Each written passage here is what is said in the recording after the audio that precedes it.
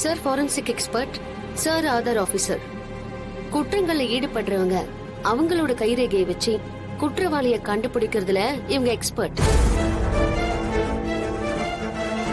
அந்த துப்பாக்கில இருக்கிற கைரேகை யாருதுன்னு இப்ப செக் பண்ணி இவங்களே சொல்லிடுவாங்க. சார், அந்த துப்பாக்கில இருக்கிற கைரேகையை செக் பண்ணுங்க சார். டைம் கொடுங்க மேடம், நான் இப்பவே செக் பண்ணி சொல்லிடுறேன்.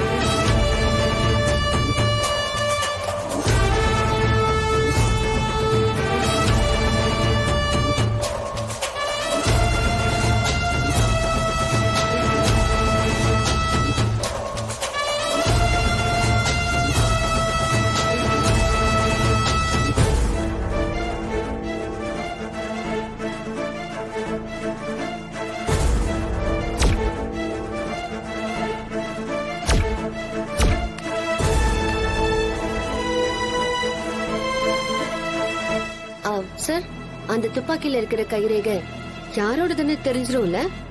கண்டுபிடிச்சிடலாம் மேடம்.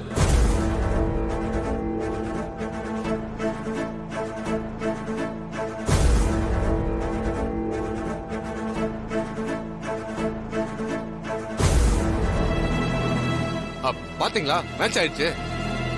நாங்க முறைப்படி தான் செக் பண்ணிருக்கோம். ஏதோ பணம் வாங்கிட்டு அப்படி இப்படின்னு சொன்னீங்க.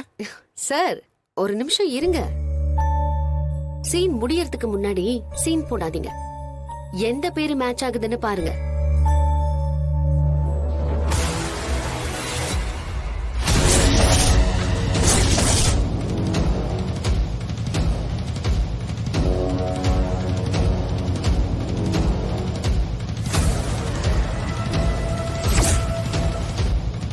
சார், நீங்க தான் நேர்மையான அதிகாரியாச்சே. அப்ப நடந்த துப்பாக்கி சூட்டுக்கும் பசுபதிக்கும் சம்பந்தம் இருக்குன்னு தானே அர்த்தம்? இந்த ஹோட்டலுக்கும் கதிருக்கும் சம்பந்தம் இல்ல. அப்போ நீங்க கதிரை விசாரிக்கிறது வேஸ்ட். நீங்க என்ன பண்றீங்க, உடனே புவனேஸ்வரி வீட்டுக்கு போயிட்டு அவங்க அண்ணன் பசுபதி எங்க இருக்கான்னு கண்டுபிடிச்சு அவனை விசாரிங்க. அவனை உள்ள தள்ளுங்க. அத உங்களால பண்ண முடியுமா? இதெல்லாம் உங்களுக்கே நியாயமா இருக்கா சார்?